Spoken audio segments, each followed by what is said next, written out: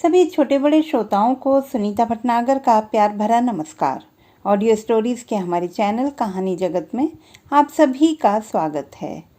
हिंदी कहानियों की श्रृंखला में आइए आज सुनते हैं लियो टॉल्स्टॉय द्वारा रचित कहानी सूरत का कॉफ़ी हाउस। सूरत नगर में एक कहवा घर था जहां अनेकानेक यात्री और विदेशी दुनिया भर से आते थे और विचारों का आदान प्रदान करते थे। एक दिन वहां फारस का एक विद्वान आया। पूरी जिंदगी प्रथम कारण के बारे में चर्चा करते करते उसका दिमाग ही चल गया था। उसने यह सोचना शुरू कर दिया था कि सृष्टि को नियंत्रण में रखने वाली कोई उच्च सत्ता नहीं है। इस व्यक्ति के साथ एक अफ्रीकी गुलाम भी था, जिससे उसने पूछा, बताओ, क्या तुम्हारे ख्याल में भगवान हैं? गुलाम ने अपनी कमरबंद में से किसी देवता की लकड़ी की मूर्ति निकाली और बोला, यही है मेरा भगवान, जिसने जिंदगी भर मेरी रक्षा की है। गुलाम का जवाब सुनकर सभी चकरा गए। उनमें से एक ब्राह्मण था। वह गुलाम की ओर घूमा और बोला, ब्रह्मा ही सच्चा भगवान है। एक यहूदी भी वहां बैठा था। उसका दावा था, इजराइल वासियों का भगवान ही सच्चा भगवान है, वे ही उसकी चुनी हुई प्रजा हैं। एक कैथोलिक ने दावा किया कि भगवान तक रोम के कैथोलिक चर्च द्वारा ही पहुंचा जा सकता है। लेकिन तभी एक प्रोटेस्टेंट पादरी जो वहां मौजूद था बोल उठा, केवल गास्पेल के अनुसार प्रभु की सेवा करने वाले प्रोटेस्टेंट ही बचेंगे। कहवा घर में बैठे एक तुर्क ने कहा, सच्चा धर्म मोहम्मद और उमर के अनुयायियों का ही है, अली के अनुयायियों का नहीं। हर कोई दलीलें रख रहा था और चिल्ला रहा था। केवल एक चीनी ही, जो कि कन्फ्यूशियस का शिष्य था, कहवा घर के एक कोने में चुपचाप बैठा था और विवाद में हिस्सा नहीं ले रहा था। तब सभी लोग उस चीनी की ओर घूमे और उन्होंने उससे अपने विचार प्रकट करने को कहा। कन्फ्यूशियस के शिष्य उस चीनी ने अपनी आंखें बंद कर ली और क्षण भर सोचता रहा। तब उसने आंखें खोली, अपने वस्त्र की चौड़ी आस्तीनों में से हाथ बाहर निकाले, हाथ को सीने पर बांधा और बड़े शांत स्वर में कहने लगा, मित्रगण, मुझे लगता है लोगों का अहंकार ही धर्म के मामले में एक दूसरे से सहमत नहीं होने देता। मैं आपको एक कहानी सुनाता हूँ, जिससे ये बातें साफ हो जाएंगी। मैं यहाँ चीन से एक अंग्रेजी स्टीमर से आया था। यह स्टीमर दुनिया की सैर को निकला था। ताज़ा पानी लेने के लिए हम रुके और सुमात्रा द्वीप के पूर्वी किनारे पर उतरे। दोपहर का वक्त था। हम में से कुछ लोग समंदर के किनारे ही नारियल के कुंजों में जा बैठे। निकट ही एक गांव था। हम सब लोगों की राष्ट्रीयता भिन्न भिन्न थी। जब हम बैठे हुए थे तो एक अंधा आदमी हमारे पास आया। बाद में हमें मालूम हुआ कि सूर्य की ओर लगातार देखते रहने के कारण उसकी आंखें चली गई थीं।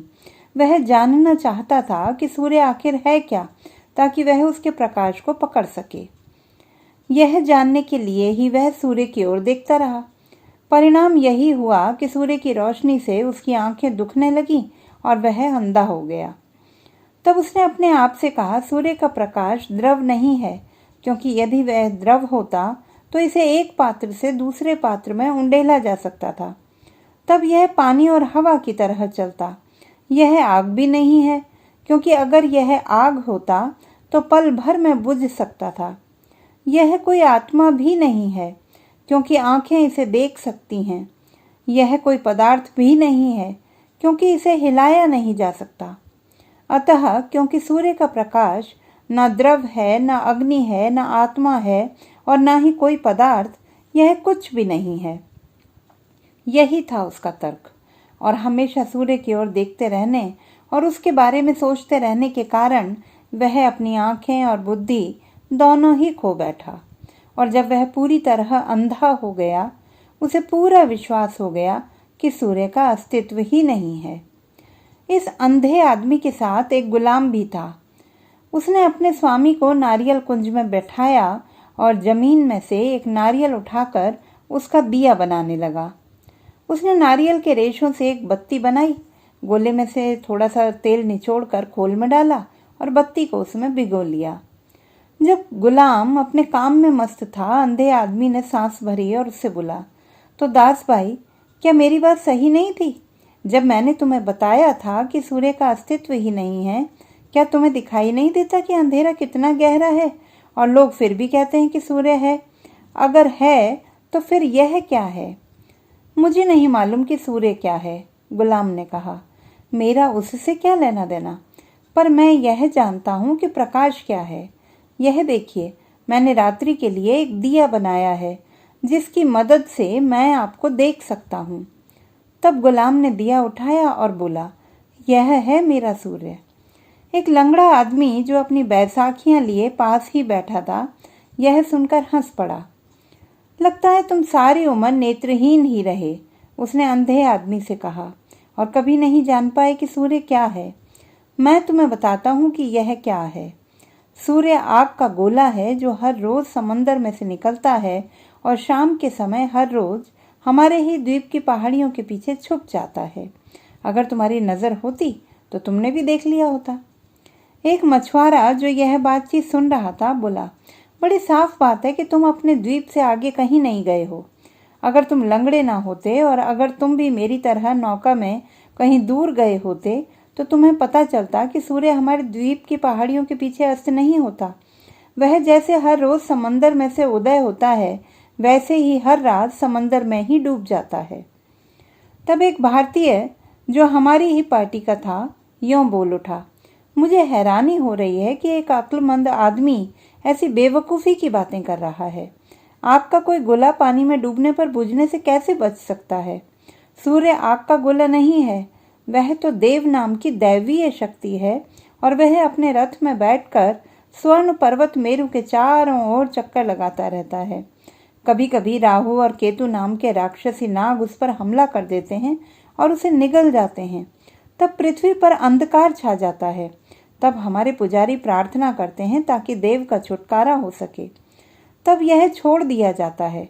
केवल आप जैसे अज्ञानी ही ऐसा सोच सकते हैं कि सूर्य केवल उनके देश के लिए ही चमकता है।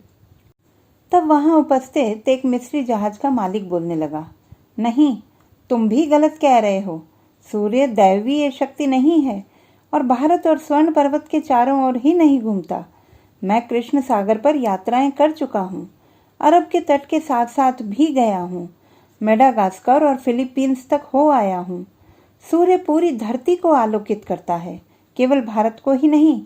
यह केवल एक ही पर्वत के चक्कर नहीं काटता रहता, जबकि दूर पूरब में उगता है, जापान के द्वीपों से भी परे और दूर पश्चिम में डूब जाता है, इंग्लैंड के द्वीपों से भी आगे कहीं। इसीलिए जापानी लोग अपने देश को निप्पन यानी उगते सूरज का देश कहते हैं। मुझे अच्छी तरह मालूम है क्योंकि मैंने काफ़ी दुनिया देखी है। वह बोलता चला गया होता अगर हमारे जहाज के अंग्रेज मल्लाह ने उसे रोक ना दिया होता। वह कहने लगा, दुनिया में और कोई ऐसा देश नहीं है जहाँ के लोग सूर्य की गतिविधियों के बारे में इतना जानते हैं जितना इंग्लैंड के लोग। इंग्लैंड में हर कोई जानता है कि सूर्य न तो कहीं उदय होता है न ही अस्त। वह हर समय पृथ्वी के चारों ओर चक्कर लगाता रहता है। यह सही बात है क्योंकि जहाँ कहीं भी हम गए, सुबह सूर्य निकलता और रात को डूबता दिखाई दिया, यहाँ की ही तरह। तब एक अंग्रेज ने एक छड़ी ली और रेत पर वृत्त खींचकर समझाने का प्रयास किया कि कैसे सूर्य आसमान में चलता रहता है और पृथ्वी का चक्कर लगाता रहता है, पर वह ठीक तरह समझा नहीं पाया और फिर जहाज के चालक की ओर इशारा करते हुए बोला, वह ठीक तरह समझा सकता है। चालक जो काफी समझदार था, चुपचाप सुनता रहा था। अब सब लोग उसकी ओर मुड़ गए और वह बोला, आप सब लोग एक दूसरे को बहका रहे हैं, आप सब धोखे में हैं। सूर्य पृथ्वी के चारों ओर नहीं, पृथ्वी सूर्य के चारों ओर घूमती है और चलते चलते अपने चारों ओर भी घूमती है और 24 घंटों में सूर्य के आगे से पूरी तरह घूम जाती है। केवल जापान, फिलीपींस, सुमात्रा ही नहीं, अफ्रीका, यूरोप और अमेरिका तथा अन्य प्रदेश भी साथ घूमते हैं। सूर्य किसी एक पर्वत के लिए नहीं चमकता, न किसी एक द्वीप या सागर या केवल हमारे पृथ्वी के लिए ही, यह अन्य ग्रहों के लिए भी चमकता है। आस्था के मामलों में भी कन्फ्यूशियस के शिष्य चीनी ने कहा, अहंकार ही है जो लोगों के मन में दुराव पैदा करता है। जो बात सूर्य के संबंध में निकलती है वही भगवान के मामले में सही है। हर आदमी अपना खुद का एक विशिष्ट भगवान बनाए रखना चाहता है। यह ज़्यादा से ज़्यादा अपने देश के लिए हर राष्ट्र उस शक्ति को उस मंदिर में बंद कर लेना चाहता है। क्या उस मंदिर से किसी भी अन्य मंदिर की तुलना की जा सकती है जिसकी रचना भगवान ने खुद सभी धर्मों और आस्थाओं के मानने वालों को एक सूत्र में बांधने के लिए की है? सभी मानवीय मंदिरों का निर्माण इसी मंदिर के अनुरूप हुआ है, जो कि भगवान की अपनी दुनिया है। हर मंदिर के सिंह द्वार होते हैं, गुंबज होते हैं, दीप होते हैं, मूर्तियां और चित्र होते हैं, भित्ति लिपियां भी होती हैं, विधि विधान ग्रंथ होते हैं, प्रार्थनाएं होती हैं, वेदियां होती हैं और पुजारी होते हैं। पर कौन सा ऐसा मंदिर है जिसमें समंदर जैसा फव्वारा है, आकाश जैसा गुंबज है, सूर्य चंद्र और तारों जैसे दीप हैं और जीते जागते प्रेम करते मनुष्यों जैसी मूर्तियां हैं? भगवान द्वारा प्रदत्त खुशियों से बढ़कर उसकी अच्छाइयों के ग्रंथ और कहाँ हैं जिन्हें आसानी से पढ़ा और समझा जा सके? मनुष्य के हृदय से बड़ी कौन सी विधान पुस्तक है? आत्म बलिदान से बड़ी बलि क्या है? और अच्छे आदमी के हृदय से बड़ी कौन सी वेदी है जिस पर स्वयं भगवान भेंट स्वीकार करते हैं? जितना ऊंचा आदमी का विचार भगवान के बारे में होगा, उतना ही बेहतर वह उसे समझ सकेगा, और जितनी अच्छी तरह वह उसे समझेगा, उतना ही उसके निकट वह होता जाएगा। इसीलिए जो आदमी सूर्य की रोशनी को पूरे विश्व में फैला देखता है, उसे अंधविश्वासी का दोष नहीं देना चाहिए, न ही उससे घृणा करनी चाहिए कि वह अपनी मूर्ति में उस रोशनी की एक किरण देखता है। उसे नास्तिक से भी नफरत नहीं करनी चाहिए कि वह अंधा है और सूर्य को नहीं देख सकता। ये थे कन्फ्यूशियस के शिष्य चीनी विद्वान के शब्द। कहवा घर में बैठे सभी लोग शांत और खामोश थे। फिर वे धर्म को लेकर नहीं झगड़े, न ही उन्होंने विवाद ही किया। तो दोस्तों, ये थी हमारी आज की कहानी। आपको कैसी लगी कमेंट बॉक्स में लिखना ना भूलें। चैनल को सब्सक्राइब करें, लाइक करें और मित्रों के साथ शेयर करें।